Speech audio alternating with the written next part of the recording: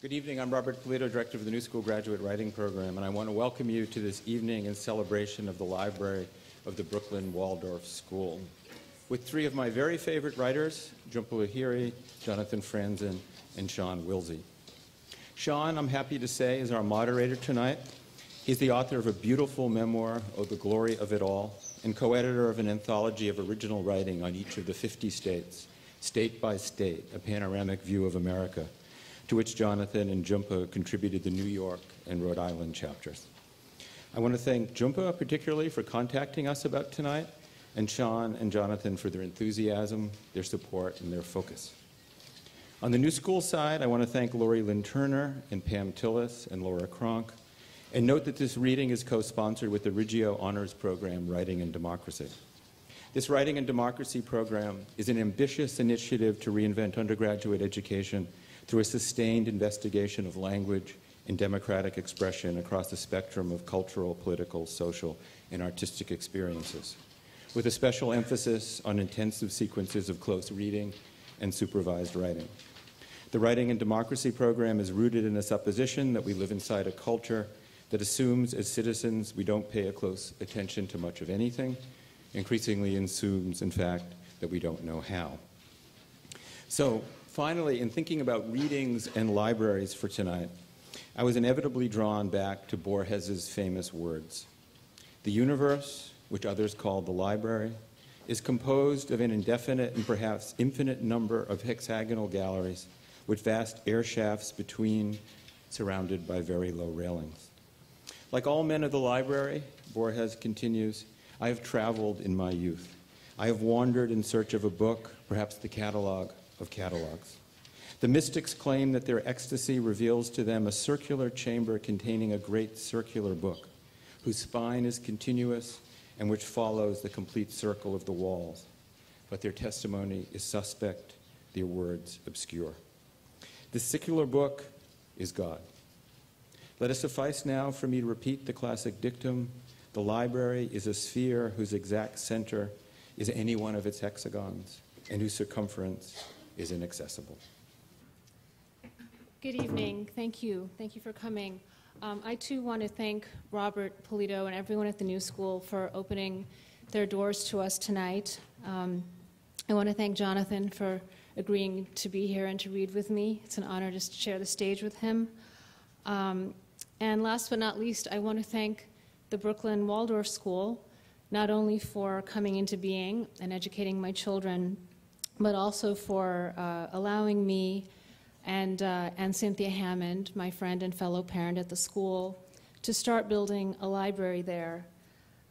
Cynthia and I felt strongly that a library is a vital organ in any school, that it is essentially the heart of a school. That's how I felt when I was a child at school, and I wanted to give the same to my children and to those who go to school with them. We started out with a few boxes of books and some shelves from IKEA. Within a year, we had 500 books on the shelves, and now we're marching toward 1,000. Speaking for both Cynthia and myself, I can say what an enormously gratifying and inspiring journey this has already been. We see how much having even a tiny library means to the children. We see how eager they are to visit, and simply what passionate readers they are. And it's their passion that keeps us going. They're a demanding bunch. They have lots of requests for many new books and more shelves to house them, no doubt. And tonight's reading allows us to do precisely that. So thank you all once again for being here in support of the library and for helping it to continue to grow as we move into our new space. So in the spirit of everything new and in progress and under construction, I thought I would take the plunge this evening and read from some new work. This is a novel I've been working on.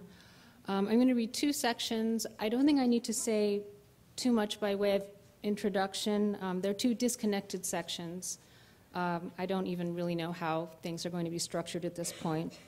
But I'll just situate you in terms of time and place. The first section takes place in Calcutta in the mid-50s. And the second section, and I'll pause and alert you that it's the second section, that section takes place in Rhode Island in the late 60s. So this is the first section.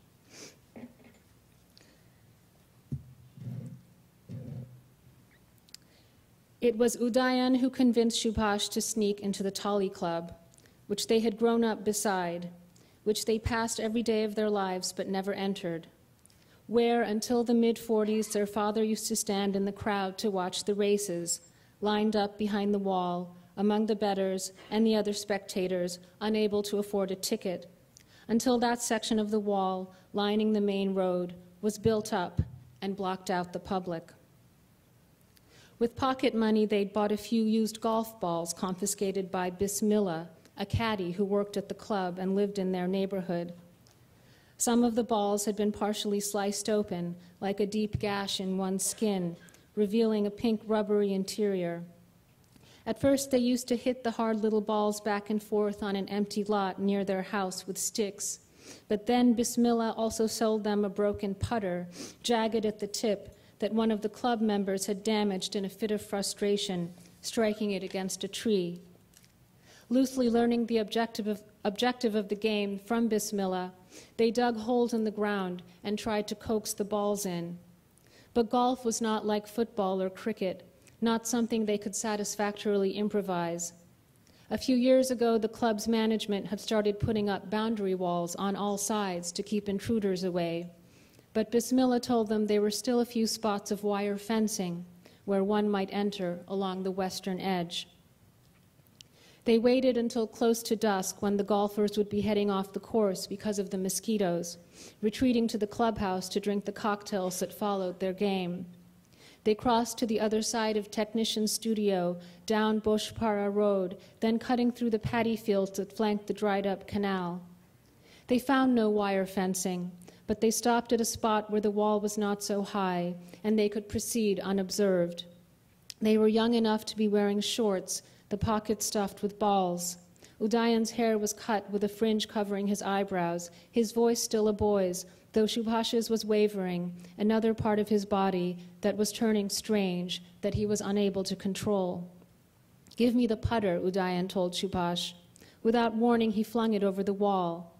Then he threw over one of two rusted petrol tins they'd brought with them, in case they needed it to get back from inside. The tin gave Subhash enough leverage to make it over, but Udayan was a few inches shorter in those days. "Lace your fingers," he said.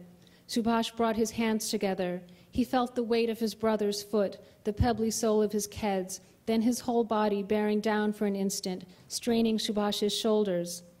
Quickly, Udayan hoisted himself up, straddling the wall and looking to the other side. "What do you see?" Subhash asked him. "Come see for yourself, quickly, it's already getting dark." Having come this far, he hesitated. "Maybe I should stay on this side and stand guard while you explore." "Don't be ridiculous." Udayan swung his leg over, dropping down so that only his fingertips were visible, then released his hands and fell. Subhash could hear him breathing hard from the effort. "You all right?" "Of course, now you." As usual, Subhash was uncertain whether he was more upset with Udayan for his insouciance or with himself for his lack of it. As usual, upset with his slightly younger brother for taking the lead. He followed him, partly against his will and partly to prove his ability, stepping onto the petrol tin, scaling the wall, scraping his knees and going over. Suddenly they were no longer in Taliganj, but in a place where their presence was forbidden, surrounded by the massive trees and shrubs that Richard Johnson had planted nearly 200 years ago, and a few stray water buffaloes that were, like them, not meant to graze there. They could hear the world outside, but no longer saw it. For once, they stood apart from the clamor that was beyond those walls. It was in bungalows on Johnson's estate, they'd learned at school, that the British East India Company imprisoned the widows and sons of Tipu Sultan after Tipu was killed in the Fourth Anglo-Mysore War. One of Tipu's sons, Prince Ghulam Muhammad, was eventually recognized as his father's rightful successor and occupied the main villa in the 19th century. But by the time a Scotsman named Cruikshank stumbled on it on horseback, looking for his lost dog, the property was an abandoned ruin.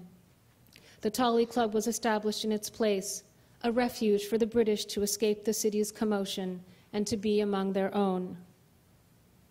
Subhash had never seen such thick green grass, as soft and as uniform as a carpet, each blade mowed to an equal height, revealing sloping contours of earth, undulating like gentle dips and swells in a sea. It was shorn so closely on the putting green that it felt like moss when he pressed his hand to it, the ground below it as smooth as a scalp, the grass appearing a shade lighter there. He had not seen so many egrets in one place, soaring awkwardly into flight if he came too close. He had never stood under such a vaulting open sky. The trees threw their last afternoon shadows on the lawn, their smooth limbs dividing when he looked up at them, like the forbidden zones of a woman's body. They were giddy from the thrill of trespassing, nervous to be thrown out, but no one paid them any attention. No guard spotted them on his rounds, so that they began to relax, discovering a series of flags planted along the course with perfect little holes like navels in the earth, indicating where the golf balls were supposed to go. They stayed along the periphery, far from the main entrance that the members used, not venturing toward the clubhouse, where men and women could be spotted walking arm in arm or sitting in benches set under the trees. They had heard from Bismillah that closer to the clubhouse there was a swimming pool, stables, tennis courts, restaurants where tea was poured from silver pots, special rooms for billiards and bridge, bartenders in white coats who prepared drinks called Pink Lady and Gin Fizz. In their neglected corner, Udayan tried to roll the ball into one of the little holes. He swung the putter forcefully, seeing how far the ball would fly. He broke apart the pristine turf, sometimes losing a ball because it landed in a body of water, and searching for replacement balls in the rough. Subhash was the lookout, listening for the approach of horses' hooves on one of the red dirt paths.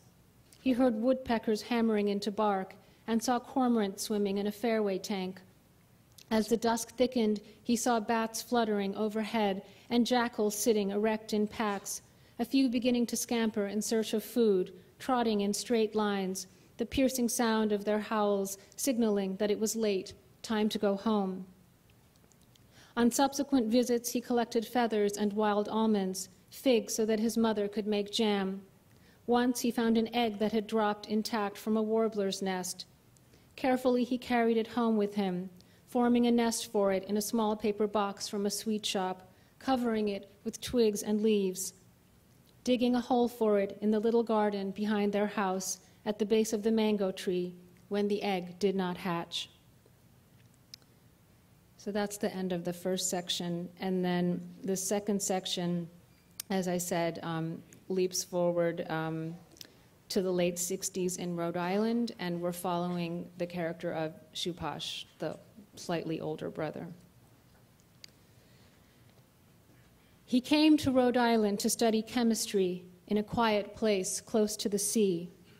The university was originally an agricultural school, still surrounded by tracts of sparsely populated land, greenhouses, grazing cows, apple orchards, fields of corn, plush pastures of scientifically cultivated grass, religiously watered and fertilized and trimmed, nicer still than the grass that grew inside the walls of the Tolly Club. But he was no longer in Tollygunge. He had stepped out of it, as he had stepped so many mornings out of dreams, its reality and its particular logic evaporating, rendered meaningless in the light of day. The difference was so extreme that he could not accommodate the two places in his mind side by side. In this enormous new country, there seemed to be nowhere for the old to reside. There was nothing to link them. He was the sole link. Here life ceased to obstruct or assault him. Here humanity was not always pushing, rushing, running, as if with a fire at its back. And yet he began to learn certain physical aspects of Rhode Island, so small a speck that on some maps the state was indicated by an arrow pointing to the word, corresponded to that of Calcutta within India, tucked into the northeast of the country, with mountains above, the ocean to the east, the majority of land to the south and west.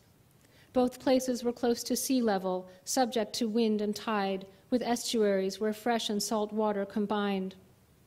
As Tullygunge had once been flooded with water, he learned that Rhode Island had been covered with ice, the retreat of glaciers leaving great trails of debris, creating marshes and bays, ponds and dunes, shaping the present-day shore. The main campus was located in a village. That was the word the Americans used, a word that seemed to confer significance on an insignificant place. Yet the little village had once contained a self-sufficient civilization, a courthouse, a church, a tavern, a jail. Soon after his arrival in autumn, as the leaves of the trees lost their chlorophyll, he began to see shades that he had left behind, reminders of the cayenne and turmeric and ginger pounded fresh every morning in the kitchen to season the food his mother prepared. They seemed to have been transported across the world, saturating the treetops that now lined his path, the colors intensifying over a period of weeks until the leaves fell to the ground. At first he gathered them, pressing them between the heavy covers of his textbooks. Then one morning he saw his landlord scraping the property surrounding the house with a rake, transferring the multicolored leaves into rubbish bags. The rooming house he lived in was wooden, as all the houses were, painted yellow, with black shutters flanking the windows. The shutters were decorative, never opened or closed as they were throughout the day in Calcutta, to keep rooms cool or dry, to usher in or shun rain or wind or light. He lived at the top of the house, under low ceilings, sharing a kitchen and a bathroom with another PhD student named Richard. At night, he heard the precise ticking of an alarm clock at the side of his bed, and in the background, like a high-pitched ongoing alarm itself, the sustained chirping of crickets. Sometimes, off in the distance, there was the blare of a train's horn heading to Boston or New York. New birds woke him in the morning, small birds with delicate chirps that ruptured sleep nevertheless. At night, sometimes he heard the sound of a woman's voice talking softly or laughing in Richard's room. In the morning, he saw these women, for it was not always the same one, wearing a shirt of Richard's and nothing else, drinking coffee at the kitchen table, reading the newspaper. They were not prostitutes, merely other students at the university. But the possibility of such gratification did not tempt Subhash. On the other side of the world from his parents, he was careful not to betray them. Compensating perhaps for the fact of leaving the country, he conducted himself in a manner he was certain they would approve of. He knew it was pointless to pursue an American woman when he was expected one day to return to Calcutta and marry a Bengali girl. Once a week he took a bus into the nearest town, going to a supermarket where groceries were cheaper. In Tullygunge, when he was a boy, he had loved accompanying his father to the market, bringing back fish and vegetables, springtime mangoes they would set to ripen under the bed, and on Saturdays the meat, carved from a hairy carcass and wrapped in a packet of dried leaves. He had loved greeting the men and women who arrived each day from outside the city limits, by train or by truck, to sell the things they had grown. Here it was different, the produce arrayed, unattended, all around him, like spectators at a stadium. The meat sealed in plastic that formed an alternate skin, sold without a trace of its blood. Sometimes after getting the groceries, he got back on the bus and continued to its final destination, to the ocean, before it returned to the campus. The first time he had gone that way in error, discovering it accidentally. Once the town was behind him, the landscape turned flatter and emptier, the horizon lower. The bus continued along a road where sand drifted onto the shoulder lane, past mud flats where men waited in rubber boots to harvest clams, past closed-up shacks with menus of fried seafood painted like graffiti onto the facades. Then he arrived at the restrained palette of sand and sea and sky. The sound of the wind rattled the giant windows of the bus, the waves crashing on the shore, loud enough to rise above the bus's engine when it idled at a light. On this leg of the route, he was almost always the only passenger. On either side of the road, narrow gravel lanes led to rows and rows of homes. They looked empty. He never saw a light in the window or a car parked in a drive. They were single-story cottages, simply built. People would inhabit them in summer, the bus driver explained, wealthy people who wanted to live simply for a month or two. They would come when the weather was pleasant, when the windows would be open to the sound of the waves, enjoying the seaside for a fraction of the year. The sight of so many dwellings, intact and unoccupied, shocked him more than anything else in America. He thought of Tollygunge and of the refugees that had come to flood it since independence, erecting makeshift shelters out of canvas or tin, building illegal colonies overnight in any available vacant space. They settled on land that belonged to the army and squatted in camps along the banks of Tolly's Nulla, forever overwhelming it, turning the famous waterway where the British had once sailed ships into a sewer canal for southwestern Calcutta. Though he was too young to remember it, his parents had told him about their Muslim neighbors, members of Tipu Sultan's dynasty, forced to flee just as the first refugees arrived. They carried infants in their arms, a few possessions on their backs. They were homeless and hated, running for their lives.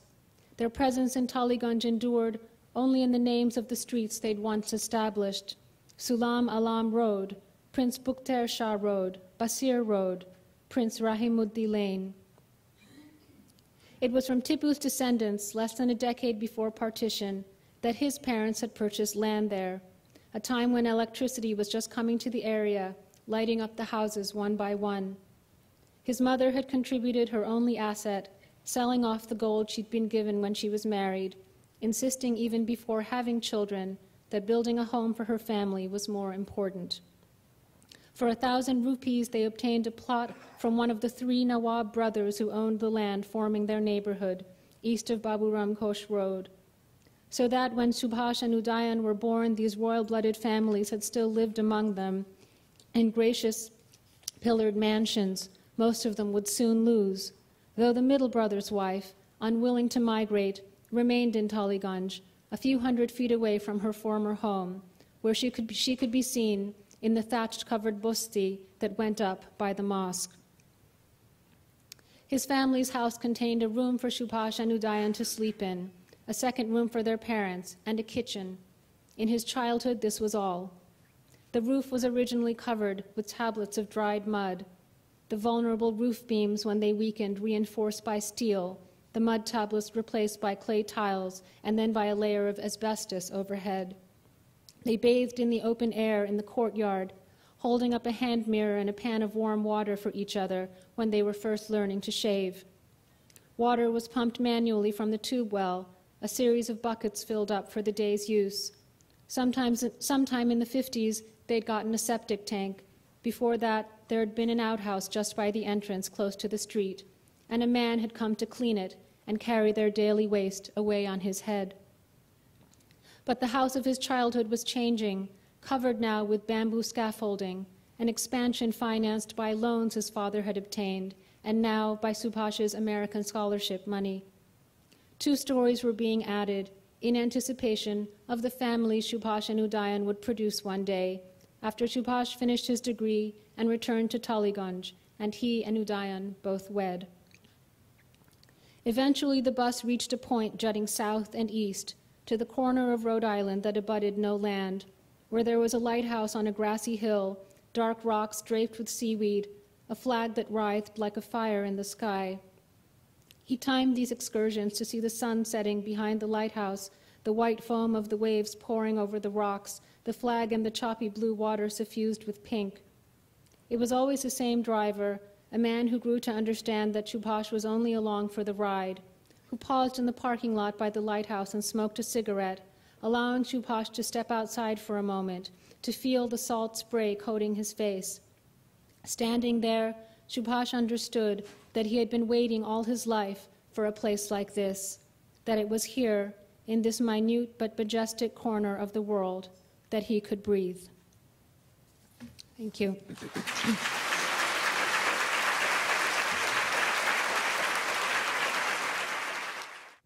Hi, thank you all for coming out tonight. It's a pleasure I've been looking forward to for many years, actually, reading with Jhumpa.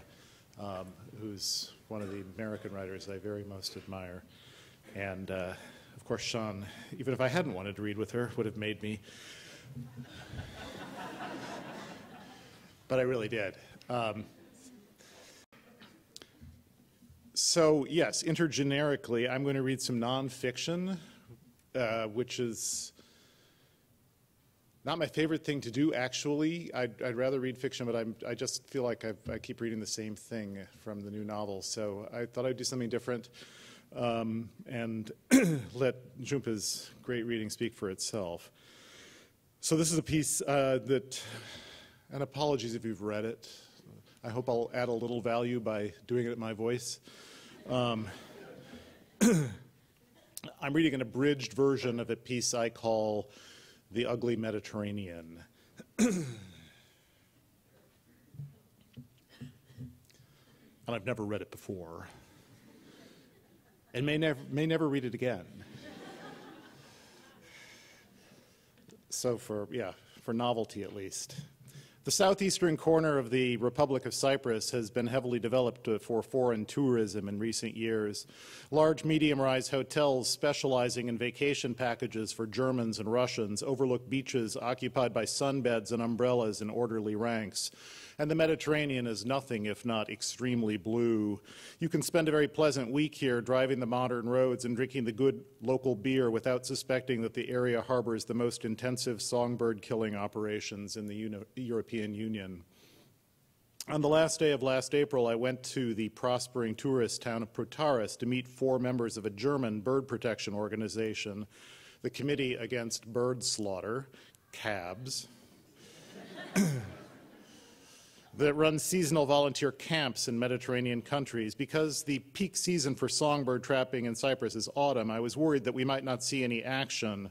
But the first orchard we walked into by the side of a busy road was full of lime sticks, straight switches about 30 inches long that are coated with the gluey gum of the Syrian plum and deployed artfully to provide inviting perches in the branches of low trees.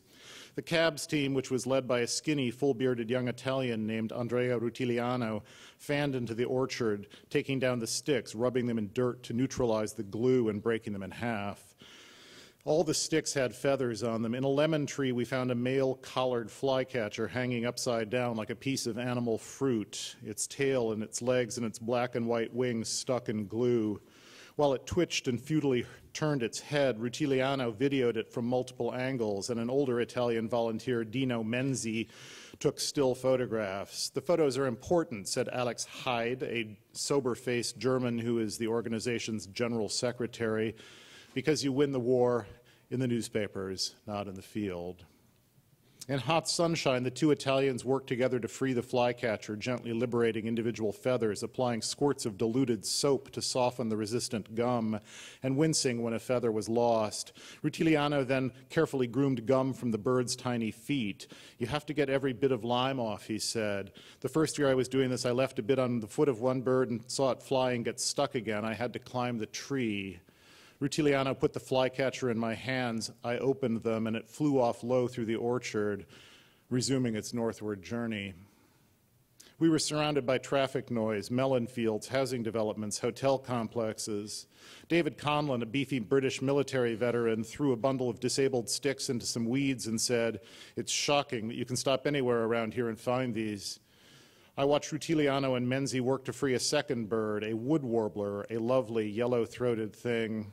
It felt wrong to be seeing at such close range a species that ordinarily requires careful work with binoculars to get a decent view of. It felt literally disenchanting. I wanted to say to the wood warbler what St. Francis of Assisi is said to have said when he saw a captured wild animal, "Oh, why did you let yourself be caught?" As we were leaving the orchard, Rutiliano suggested that Hyde turn his CABS t-shirt inside out so that we would look more like ordinary tourists taking a walk. In Cyprus, it's permissible to enter any private land that isn't fenced, and all forms of songbird trapping have been criminal offenses since 1974. But what we were doing still felt to me high-handed and possibly dangerous. The team in its black and drab clothing looked more like commandos than like tourists. A local woman, perhaps the orchard's owner, watched without expression as we headed inland on a dirt lane. Then a man in a pickup truck passed us, and the team, fearing that he might be going ahead to take down lime sticks, followed him at a trot. In the man's backyard, we found 2 pairs of 20-foot-long metal pipes propped up in parallel on lawn chairs, a small-scale limestick factory of the sort that can provide good income for the mostly older Cypriot men who know the trade.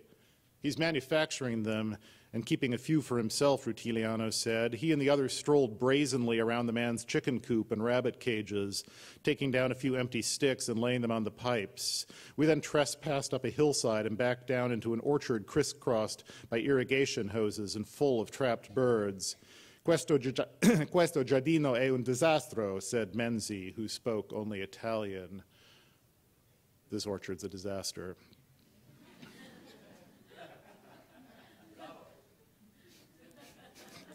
Grazie. A female blackcap had torn most of its tail off and was stuck not only by both legs and both wings, but also by the bill, which sprang open as soon as Rutiliano unglued it. It began to cry out furiously. When the bird was freed altogether, he squirted a little water in its mouth and set it on the ground. It fell forward and flopped piteously, pushing its head into the mud. It's been hanging so long that its leg muscles are overstretched, he said. We'll keep it tonight and it can fly tomorrow. Without a tail, I said. Certainly. He scooped up the bird and stowed it in an outer pocket of his backpack. Blackcaps are one of Europe's most common warblers and the traditional national delicacy of Cyprus, where they're known as Embelopoulia. They are the main target of Cypriot trappers, but the bycatch of other species is enormous. Rare shrikes, other warblers, larger birds like cuckoos and golden orioles, even small owls and hawks. Stuck in lime in the second orchard were 5 collared flycatchers, a house sparrow and a spotted flycatcher, formerly widespread, now becoming rare in much of northern Europe, as well as 3 more blackcaps. After the team members had sent them on their way, they wrangled about the tally of lime sticks at the site and settled on a figure of 59. A little farther inland, in a dry and weedy grove with a view of the blue sea and the golden arches of a new McDonald's, we found 1 active lime stick with 1 living bird hanging from it. The bird was a thrush nightingale, a gray-plumaged species that I'd seen only once before. It was deeply tangled in lime and had broken a wing. The break is between 2 bones, so it cannot recover, Rutiliano said, palpating the joint through feathers. Unfortunately, we need to kill this bird. It seemed likely that the thrush nightingale had been caught on a stick overlooked by a trapper who'd taken down his other sticks that morning. While Hyde and Conlon discussed whether to get up before dawn the next day and try to ambush the trapper, Rutiliano stroked the head of the thrush nightingale. He's so beautiful, he said like a little boy. I can't kill him. What should we do? Hyde said. Maybe give him a chance to hop around on the ground and die on his own. I don't think there's a good chance for it, Hyde said. Rutiliano put the bird on the ground and watched as it scurried, looking more mouse-like than bird-like, under a small thorn bush. Maybe in a few hours he can walk better, he said, unrealistically. Do you want me to make the decision? Hyde said. Rutiliano, without answering, wandered up the hill and out of sight. Where did it go? Hyde asked me. I pointed at the shrub. Hyde reached into it from 2 sides, captured the bird, held it gently in his hands, and looked up at me and Conlon. Are we agreed? He said in German. I nodded, and with a twist of his wrist, he tore the bird's head off. The sun had expanded its reach across the entire sky, killing its blue with whiteness. As we scouted for an approach from which to ambush the grove, it was already hard to say how many hours we'd been walking. Every time we saw a Cypriot in a truck or a field, we had to duck down and backtrack over rocks and pants-piercing thistles for fear that somebody would alert the owner of the trapping site. There was nothing larger at stake here than a few songbirds. There were no landmines on the hillside, and yet the blazing stillness had the flavor of wartime menace.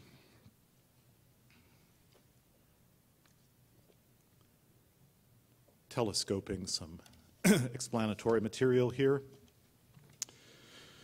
Limestick trapping has been traditional and widespread in Cyprus since at least the 16th century. Migratory birds were an important seasonal source of protein in the countryside, and older Cypriots today remember being told by their mothers to go out to the garden and catch some dinner.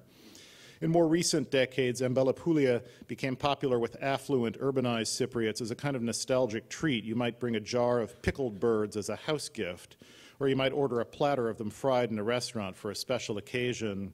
By the mid-90s, 2 decades after the country had outlawed all forms of bird trapping, as many as 10 million songbirds a year were being killed. To meet the restaurant demand, traditional limestick trapping had been augmented by large-scale netting operations.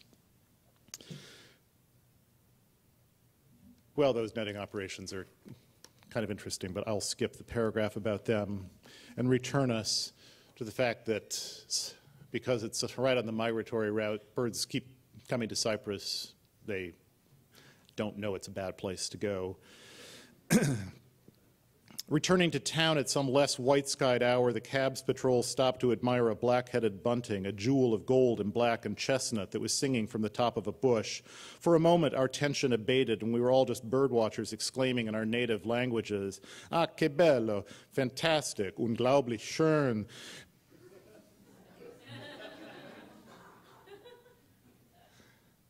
Before we quit for the day, Rutiliano wanted to make one last stop at an orchard where the previous year a cabs volunteer had been roughed up by trappers. As we were turning in the team's rental car off the main highway and up a dirt track, a red four-seater pickup truck was coming down the track, and its driver made a neck-slicing gesture at us. After the truck had moved onto the highway, 2 of its passengers leaned out of windows to give us the finger. Hyde, the sober German, wanted to turn around and leave immediately, but the others argued that there was no reason to think the men were coming back. We proceeded up to the orchard and found it hung with 4 collared flycatchers and 1 wood warbler, which, because it couldn't get airborne, Rutiliano gave to me to put in my backpack. When all the lime sticks had been destroyed, Hyde again, more nervously, suggested that we leave. But there was another grove in the distance which the 2 Italians wanted to investigate. "I don't have a bad feeling," Rutiliano said. "There's an English expression, 'don't press your luck,'" Conlon said. At that moment, the red pickup truck sped back into sight, 50 yards down the slope from us, and stopped with a lurch. 3 men jumped out and began running toward us, picking up baseball-sized rocks and hurling them at us as they ran. I would have guessed that it was easy to dodge a few flying rocks, but it wasn't so easy, and Conlon and Hyde were hit by them. Rutiliano was shooting video, Menzies was taking pictures, and there was a lot of confused shouting, keep shooting, call the police, what the hell is the number?" Mindful of the warbler in my backpack and not eager to be mistaken for a cabs member, I followed Hyde as he retreated up the slope. From a not very safe distance, we stopped and watched 2 men attacking Menzies, trying to pull his backpack from his shoulders and his camera from his hands. The men, who were in their 30s and deeply suntanned, were shouting, "Why do you do this? Why do you make photos?" Menzies, keening terribly, his muscles bulging, was clutching the camera to his stomach. The men picked him up, threw him down, and fell on him. There ensued a blur of fighting. I couldn't see Rutiliano, but later learned that he was being hit in the face, knocked to the ground, and kicked in the legs and ribs. His video camera was smashed on a rock. Menzies was also hit in the head with it. Conlon was standing amid the fray with formidable military bearing, holding 2 cell phones and trying to dial the police. He said to me later that he'd told the attackers he would drag them through every court in the country if they touched him. Hyde had continued to retreat, which seemed to me a good idea. When I saw him look back and go pale and break into a dead run, I panicked too. Running from danger is like no other kind of running. It's hard to look where you're going. I jumped a stone fence and dashed through a field full of brambles, found myself stumbling into a ditch and getting hit in the chin by a piece of metal fencing, and decided that's enough of that. I was worried about the warbler I was carrying. I saw Hyde running up on through a large garden, speaking to a middle-aged man, and then looking frightened, continuing to run. I walked up to the garden's owner and tried to explain the situation, but he spoke only Greek. Seeming at once concerned and suspicious, he fetched his daughter, who was able to tell me in English that I'd blundered into the yard of the district director of Greenpeace. She gave me water and 2 plates of cookies and told my story to her father, who responded with 1 angry word. "Barbarians," the daughter translated. Back down by the rental car under clouds threatening rain, Menzies was touching his ribs gently and dabbing at the cuts and abrasions that covered his arms. Both his camera and his backpack had been stolen. Conlon showed me the smashed video camera, and Rutiliano, who had lost his glasses and was limping heavily, confessed to me with matter-of-fact fanaticism, "I wanted something like this to happen, just not this bad."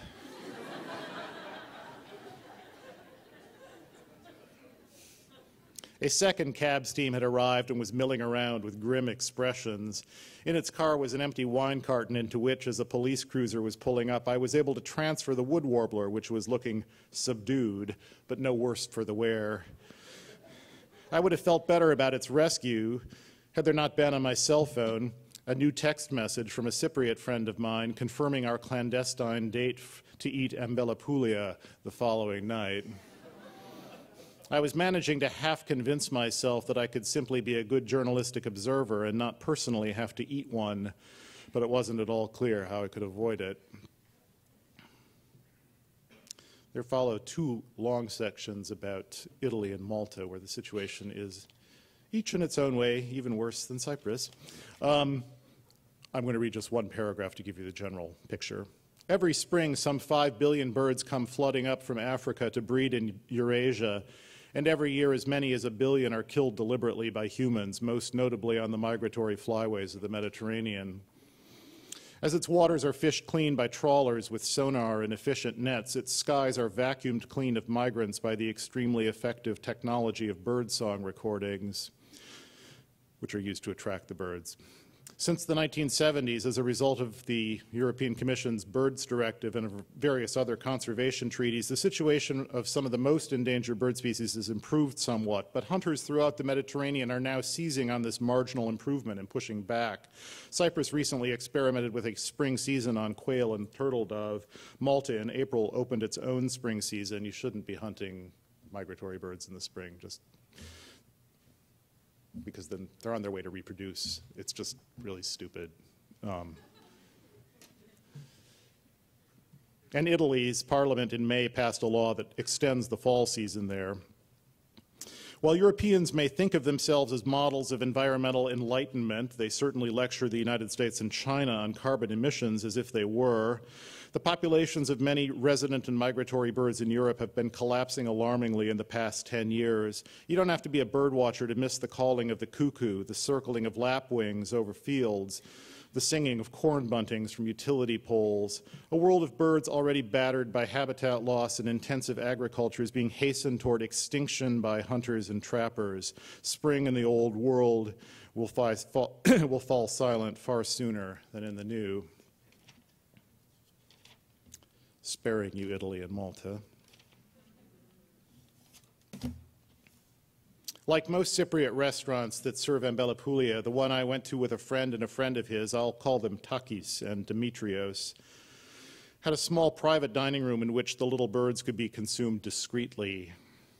We walked through the main room in which a TV was blaring one of the Brazilian soap operas that are popular in Cyprus, and sat down to an onslaught of Cypriot specialties: smoked pork, fried cheese, pickled caper twigs, wild asparagus and mushrooms with eggs, wine-soaked sausage, couscous. The proprietor also brought us 3 fried song thrushes, which we hadn't asked for, and hovered by our table as if to make sure I ate mine. I thought of St. Francis, who had set aside his sympathy for animals once a year on Christmas and eaten meat. I thought of a kid named Woody, who, on a backpacking trip I'd taken as a teenager, had given me a bite of fried robin.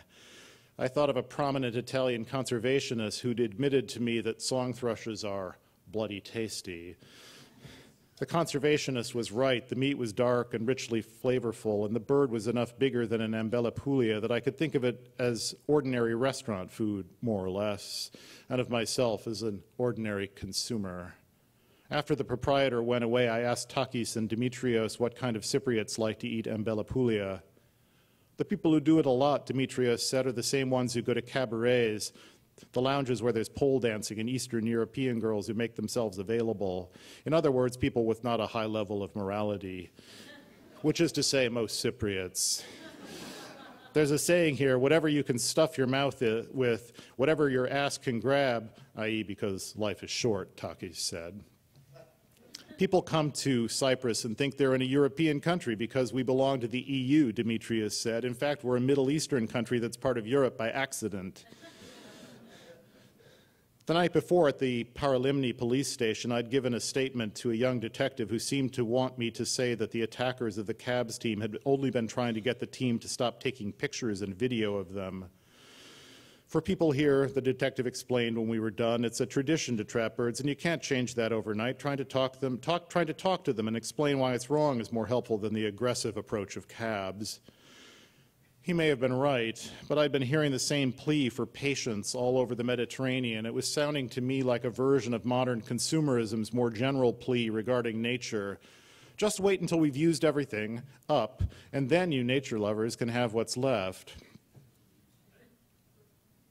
When Takis and Dimitrios and I were waiting for the dozen Ambelopoulia that were coming, we argued about who was going to eat them.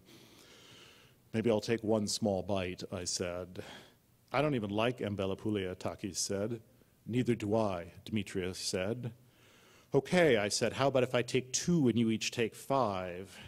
They shook their heads. Dismayingly soon, the proprietor returned with a plate. In the room's harsh light, the Ambelopoulia looked like a dozen little gleaming yellowish-gray turds. You're the first American I've ever served, the proprietor said. I've had lots of Russians, but never an American. I put one on my plate, and the proprietor told me that eating it was the same as taking 2 Viagras.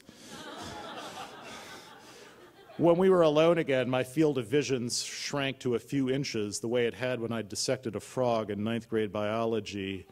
I made myself eat the 2 almond-sized breast muscles, which were the only obvious meat. The rest was greasy cartilage and entrail and tiny bones. I couldn't tell if the meat's bitterness was real or the product of emotion, the killing of a black cap's enchantment.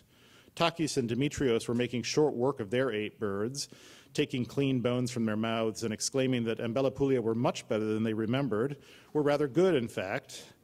I trashed a second bird and then, feeling somewhat sick, wrapped my remaining 2 in a paper napkin and put them in my pocket.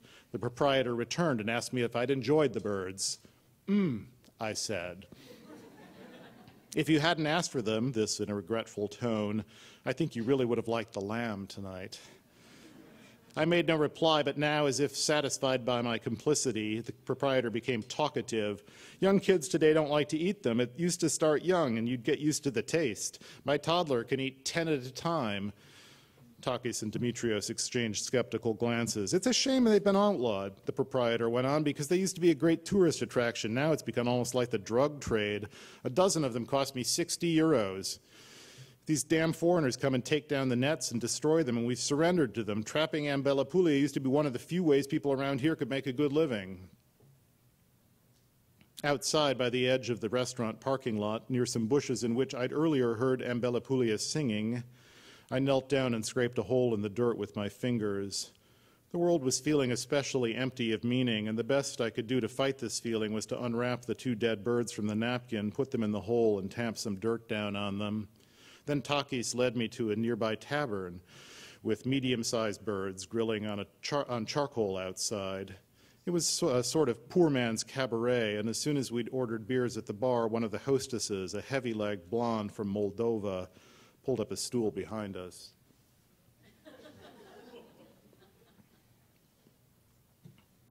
The blue of the Mediterranean isn't pretty to me anymore. The clarity of its water, prized by vacationers, is the clarity of a sterile swimming pool. There are few smells on its beaches and few birds, and its depths are on their way to being empty. Much of the fish now consumed in Europe comes illegally, no questions asked, from the ocean west of Africa. I look at the blue and see not a sea, but a postcard, paper thin. And yet it is the Mediterranean, specifically Italy, that gave us the poet Ovid, who in the Metamorphoses deplored the eating of animals, and the vegetarian Leonardo da Vinci, who envisioned a day when the life of an animal would be valued as highly as that of a person, and St. Francis, who once petitioned the Holy Roman Emperor to scatter grain on fields on Christmas Day and give the crested larks a feast. For St. Francis, the crested larks, whose drab brown plumage and peaked head feathers resembled the hooded brown robes of his friars minor, his little brothers, were a model for his order, wandering as light as air and saving up nothing, just gleaning their daily minimum of food and always singing, singing. He addressed them as his sister larks. Once by the side of an Umbrian road, he preached to the local birds, which are said to have gathered around him quietly and listened with a look of understanding, and then chastised himself for not having thought to preach to them sooner. Another time, when he wanted to preach to human beings, a flock of swallows was chattering noisily, and he said to them, either angrily or politely, the sources are unclear, "Sister swallows, you've had your say, now be quiet and let me have my say." According to the legend, the swallows immediately fell silent. I visited the site of the sermon to the birds with a Franciscan friar, Guglielmo Spirito, who is also a passionate amateur Tolkien scholar. Even as a child, Guglielmo said, "I knew that if I ever joined the church, it would be as a Franciscan. The main thing that attracted me when I was young was his relationship with animals. To me, the lesson of St. Francis is the same as that of fairy tales, that oneness with nature is not only possible, desirable, but possible. He's an example of wholeness regained, wholeness actually within our reach. There was no intimation of wholeness at the little shrine across a busy road from a Vulcan gas station that now commemorates the sermon to the birds. I could hear a few crows cawing and tits twittering, but mostly just the roar of passing cars and trucks and farm equipment. Back in Assisi, however, Guglielmo took me to two other Franciscan sites that felt more enchanted. One was the Sacred Hut, the crude stone building in which St. Francis and his followers had lived in voluntary poverty and invented a brotherhood. The other was the tiny chapel of Santa Maria degli Angeli, outside which, in the night, as St. Francis lay dying, his sister larks are said to have circled and sung. Both structures are now entirely enclosed by later, larger, more ornate churches.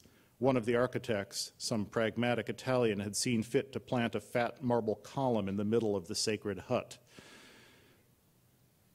Nobody since Jesus has lived a life more radically in keeping with his gospel than St. Francis did. And St. Francis, unburdened by the weight of being the Messiah, went Jesus one better and extended his gospel to all creation. It seemed to me that if wild birds survive in modern Europe, it will be in the manner of those ancient small Franciscan buildings, sheltered by the structures of a vain and powerful church, as beloved exceptions to its rule. Thank you.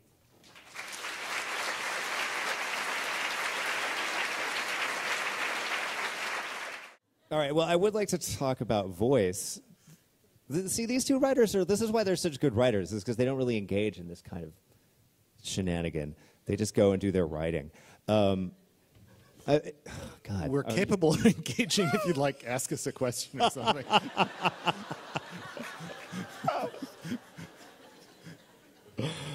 Well, all right. What do you feel that geography plays an important role in your work, John?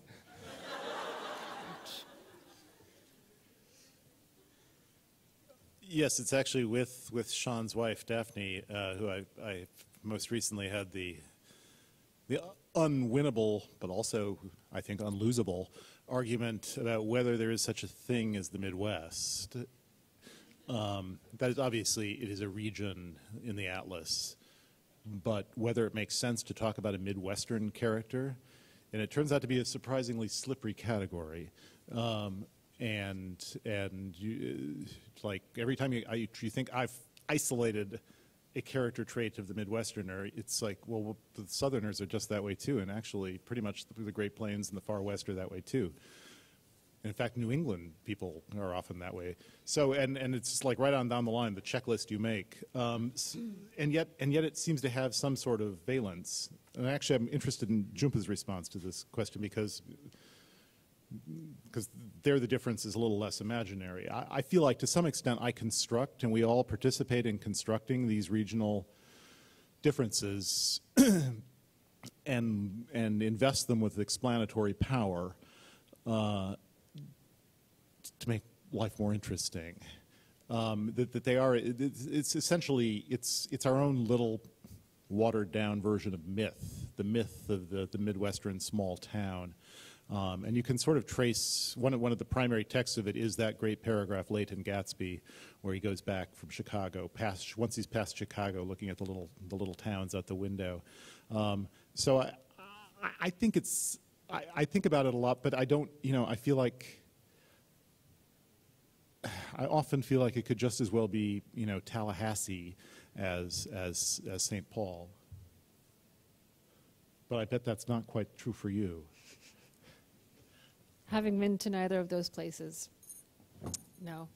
But yeah, the question of geography is, sure, very relevant, I think, and perhaps becoming more so. I mean, I think because of my upbringing, obviously raised in one part of the world with parents who had active, ongoing ties to another, I was raised with the awareness that there was never just the one place. But I think it's interesting because, for me, the idea of India, for example, though I went there regularly and went physically to a physical place, it was much more wrapped up in a social context, and I felt as a child that the countries that I inhabited in some form, the United States and India in a more peripheral way, were embodied by people and not so much represented physically, if that makes sense. So, for example, I feel that, you know, ultimately my mother and father came to represent what Calcutta was, as extreme as that may sound, and my family there represented what, you know, Calcutta really was, because they still were part of that city. And then, meanwhile, the American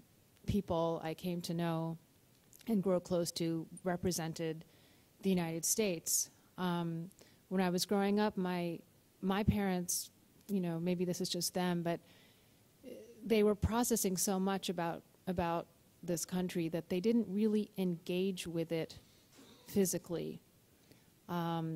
They stayed inside a lot. It was almost as if we could have been anywhere. And that's interesting to me. I think especially as I get older and I'm more affected by the natural world for whatever reason. But I find that becoming more and more the case.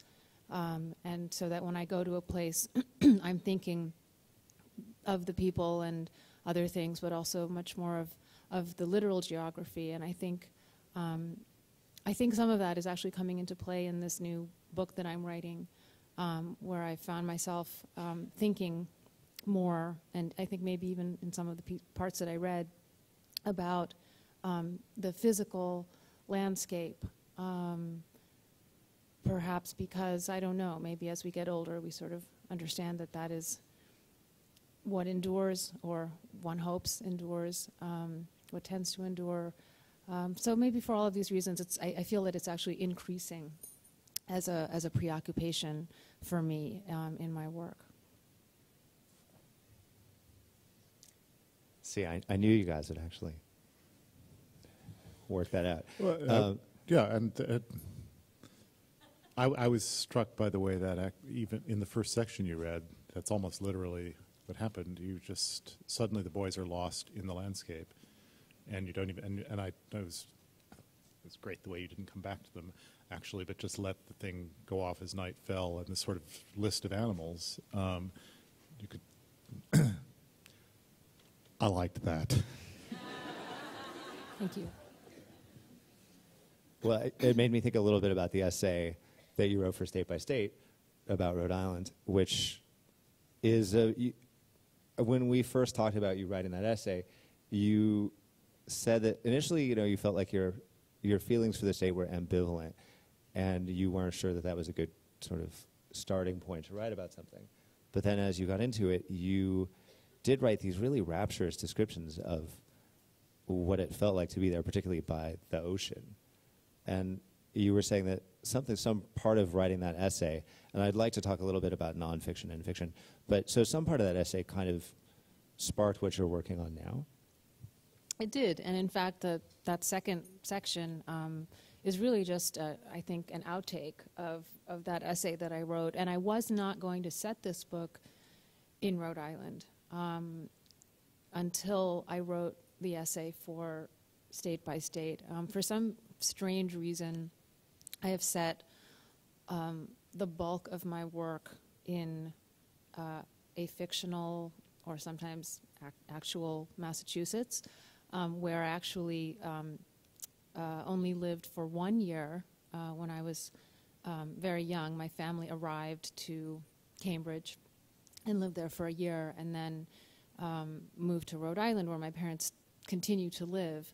I did live in Boston and around Boston for many years as an adult, but my childhood, my formative years were all spent in Rhode Island. So at a certain point, I noticed when I would go to Rhode Island to do a reading, there were some murmurs in the audience about, well, why is everybody up in Boston,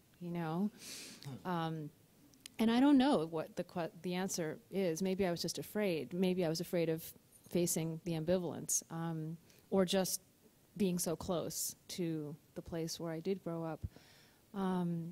So I felt that writing that essay was very liberating for me, and it unlocked a dimension, one dimension of this book, which does in fact take place in Rhode Island. And in drafting it over the past, several years now, I feel that, I'm really I've sort of been meditating on the place where I grew up, physically, and in other ways too, and trying to create a character who, unlike my parents, is very sensitive to that landscape and appreciative of it in ways that I feel that I'm only now kind of coming into. So thank you, Sean, for spurring that along. It's interesting because obviously Massachusetts, Rhode Island, not that far apart,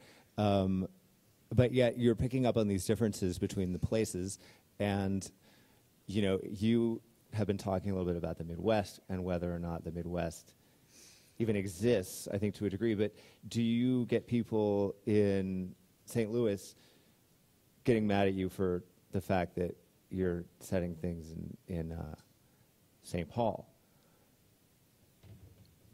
No, that one hasn't happened yet. Should it? People find a lot of things to get mad at me about, but that one is that one's still probably waiting for me. Is there a significant difference in terms of those two locales? Yeah, I mean the Twin Cities are really alive and crackling. It's a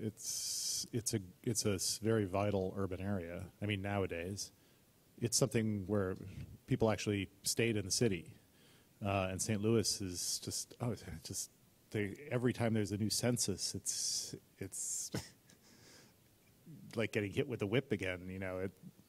We just dropped another 45 places, and now like Salem, Oregon is larger than St. Louis, Missouri.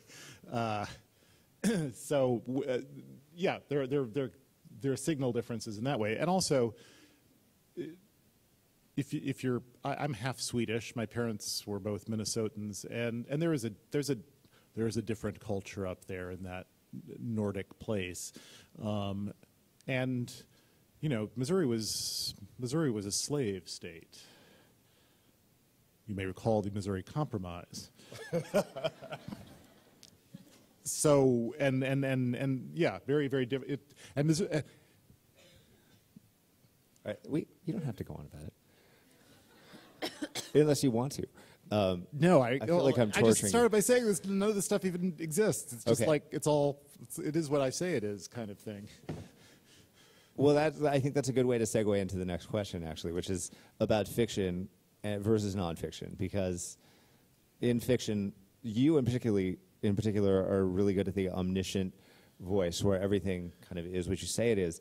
And I had this conversation about the corrections a few months ago with a friend who sent me this email today because I told him that we would be talking. And he said the thing that was striking reading the corrections was that in any given scene, and this is true in other fiction of yours as well, not only would we get a psychological understanding behind a smile or gesture or seemingly casual comment, but it would go much deeper, beyond a character's self-knowledge, into areas of understanding not only felt or known by the characters themselves on any level that they could know,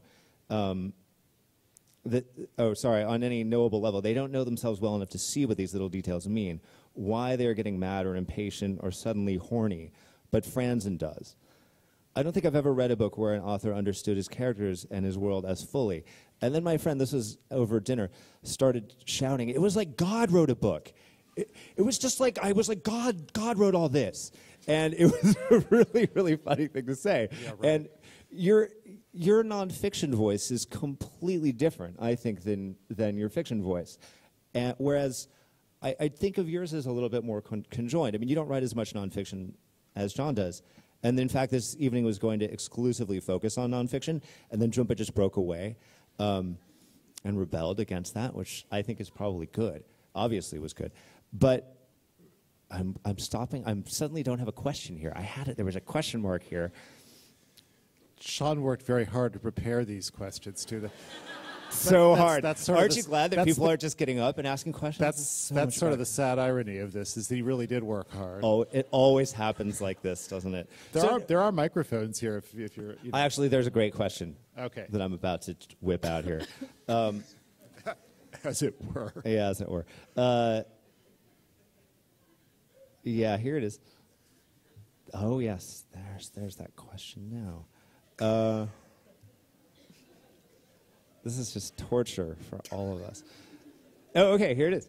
So, John, big fictionally, big omniscient, personal repertorial with the nonfiction. Very different. Jhumpa, delicate, sensitive, sort of all-encompassingness in a very economical space. I find your fictional and nonfiction voices akin, as I said. So how divided are these voices for you? And how conjoined are they for you?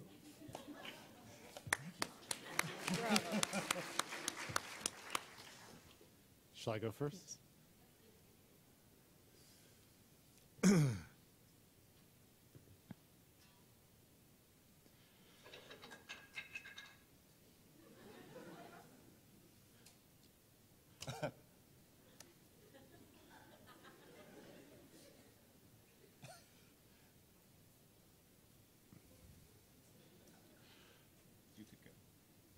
Do you have a quick answer so I could think about mine?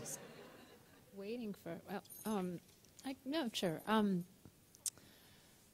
Well, I just think of them as two different parts of me, though. I mean, I think most of the nonfiction I write is quite personal. There's usually I am usually in it actively and filtering everything. I think that's come to be the way that I approach nonfiction. It's probably, not always the best way. But, I haven't yet undertaken a more objective, sort of more journalistic piece of writing as an adult. So, I don't know, though. I mean, I think that, obviously in fiction there's just so much more invention that's going on, and a lack of connection to the real world and to experiences and to things I can ascertain. That I just, I feel, sometimes I like to write a small piece of nonfiction just to come back down to earth when I've been locked inside of a story or a novel for, months or years. So I appreciate nonfiction for that, for sort of clearing, getting me out from, that sort of upper atmosphere, which is how I normally spend my days, in a sort of fog. Its visibility is poor, poor to none sometimes. So it's sort of a palate cleanser for me, is I guess what I'm trying to say, to write the nonfiction. There are things that are real that work their way into my fiction. I don't know if this is really proper answer to your question. I mean, I don't think, I think you're right. I think there isn't, the voices are conjoined, is how I would answer your question. But at the same time, for me, the operations are very distinct, and they really don't connect. I mean, they're not as separate as, say, when I was a graduate student and also working on short stories for many years. And so at that point in my life, I was moving back and forth between trying to write short stories and trying to write a doctoral dissertation. So those were very sort of, I thought, opposed activities, and I felt more or less like a different person when I was writing one or the other. With nonfiction, I feel that I'm still the same person, but it's just another, it's an aspect of me that is not the person who's sitting down to write fiction.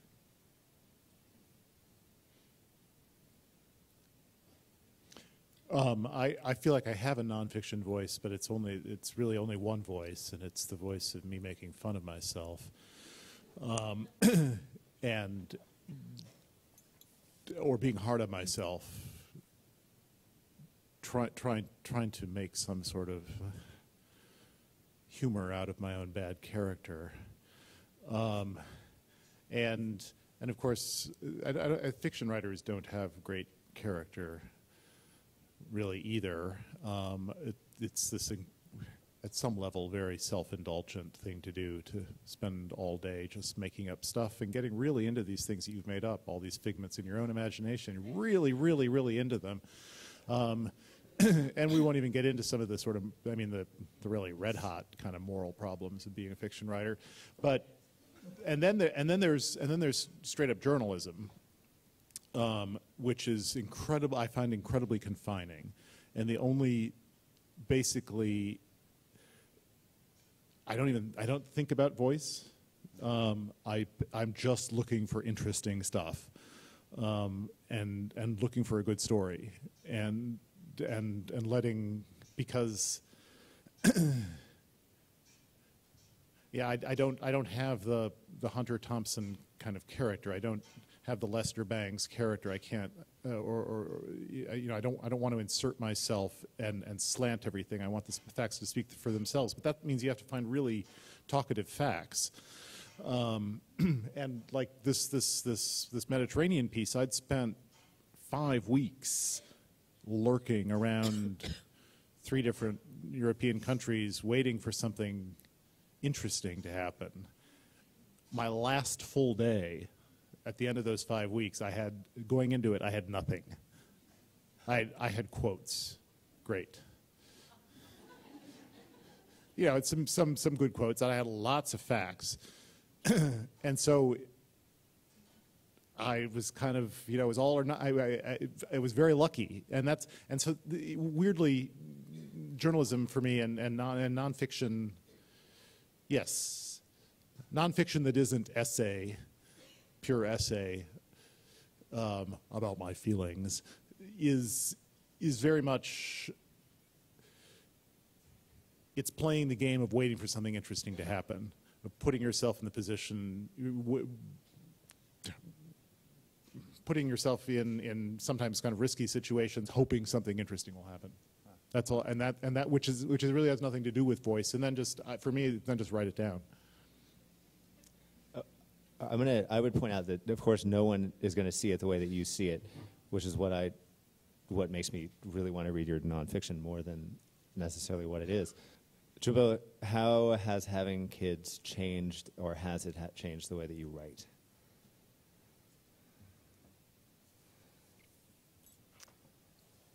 Yes, logistically it becomes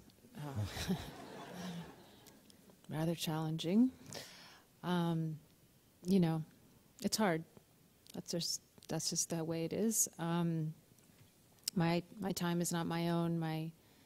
My day is not my own. I think the main thing is my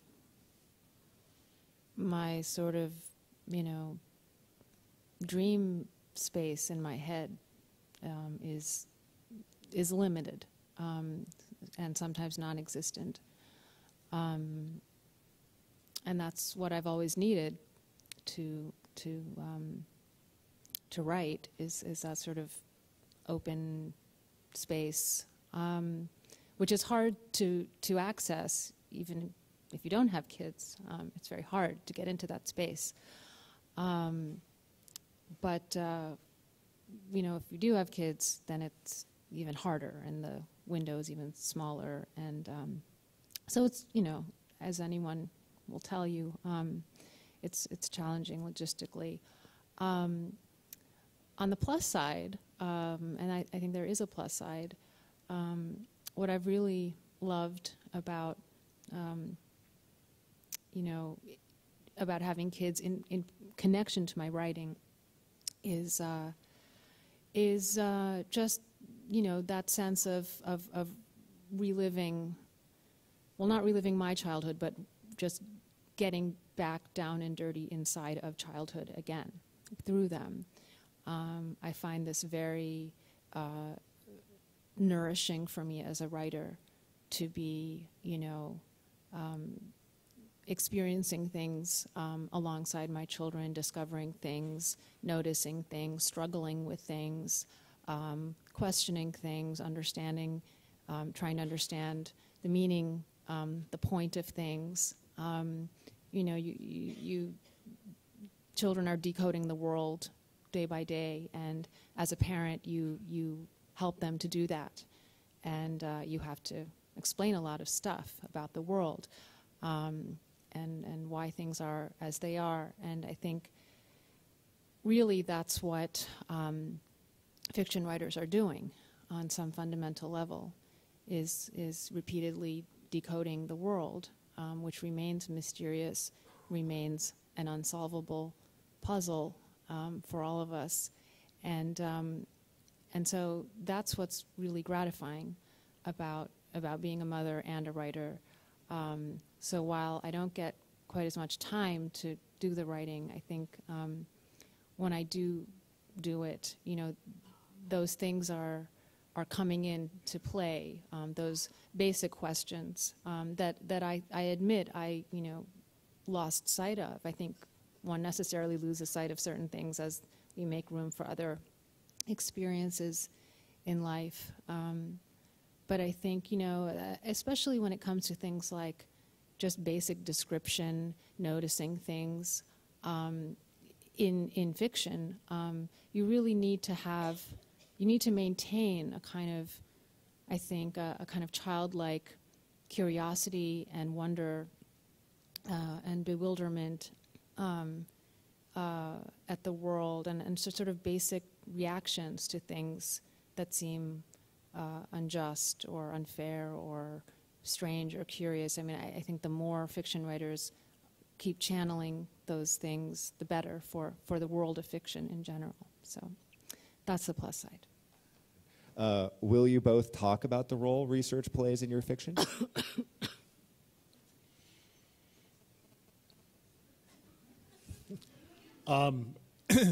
Research. Hate it. Sometimes it's absolutely necessary because you find yourself trying to write about something I find myself trying to write about something I just truly don't even, I can't even guess. I try to reach the point where I can make guesses and then stop finding anything out, because just the facts get in your way and you get all attached to the facts. There's a question here from somebody who wanted to know how you researched Richard Katz, and I thought, he didn't research Richard Katz. Or did you? Did I research Richard Katz? Oh, he's a rocker. I mean, we all know about rockers.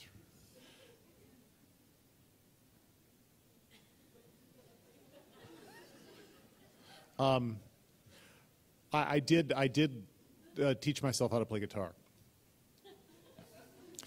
But there were other benefits of that. That was not pure research. That was just, it was also fun to play a musical instrument.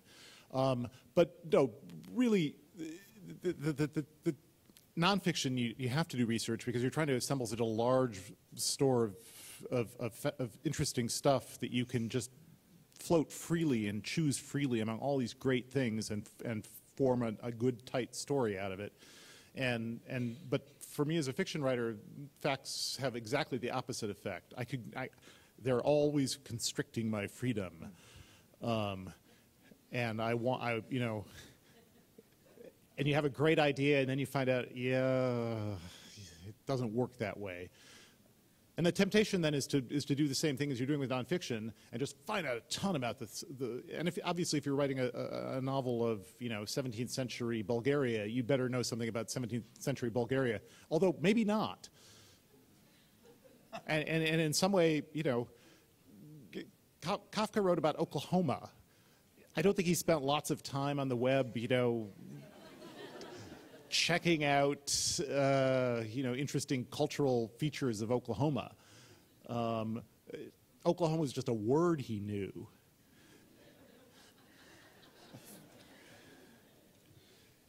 And it's and he called his book America. Spelled it wrong. Anyway. Research, and then I think... And I don't think he did too much research on bugs either.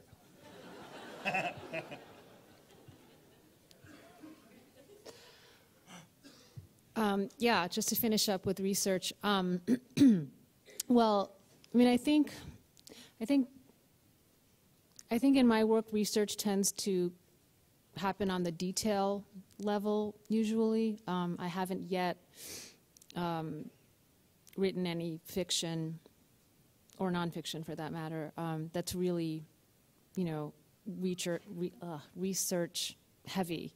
It's pretty research light or none at all. But I do think, and I will say, that one of the things I really love about writing fiction is that ability, to write about, to go in your head somewhere you haven't been, perhaps will never be able to go, back into a time, to a place, but simply on a very basic level, going into another human being's brain. I'm never going to be able to do that in real life. I do it in my fiction. That's what I do. That's what we all do.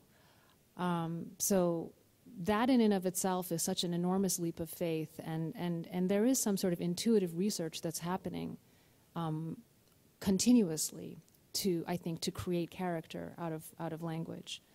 I think, well, maybe I'll close with one of my favorite research-related writing anecdotes, which is I was in my last book. I wanted to set. I had these characters in Rome that Sean mentioned, and I wanted to take them somewhere else, outside of Rome, somewhere else in Italy for a certain situation, certain scene, and I wasn't sure where. I know Italy somewhat, not thoroughly by any means. So I started asking around. Started asking some friends who had spent time there, living there, and so one friend told me, I think you should send these characters to a place called Volterra. I'd never heard of it, and so I bought a guidebook and I looked it up and I looked at it on the on the web and all these stupid things we can do now, and I was forming this sort of very thin image of it in my mind, and then I kept asking around, and I ended up talking to someone who had been there, and so he told me a little bit about it and told me about this archaeological museum that's there that he had visited, and he said, but don't ask me, you should talk to my friend so-and-so who used to live right around Volterra for many years, and he's a sculptor, and why don't you email him? So I emailed this man who now lives in upstate New York, and I said, listen, I have a very small scene in this book I'm writing, and I want it to be set in Volterra, and can you help me? So he sent me a video of a Visconti film that he said was unavailable on any, Netflix or anything like that. And he sent me this film, and I watched it, and that was really a very helpful research tool, because in the first scene of this film, a character who's from Volterra is actually bringing her husband up the winding, circuitous path to the city, and sort of giving him a little, touristy spiel about it. Anyway, so then I watched the movie, and I felt confident enough to leap forth and construct this. I think I described it for maybe 3 pages, 4 pages, nothing more than that. But then the best part of the story is that a couple of years later, life brought me to Italy. And so then I had the bee in my bonnet to go to Volterra, even though the book had already been published. And, but I really wanted to go see it. And I think it's fitting to end on this note, in an evening celebrating libraries. It felt like this incredible something out of Borges, literally, to go back and to begin researching for a story that I'd already written. And when I went there, instinctively, I couldn't just go there. I went with my camera and my notebook, and I started taking notes as if I were still writing the story. And so I have all of these notes of, and pictures of things in the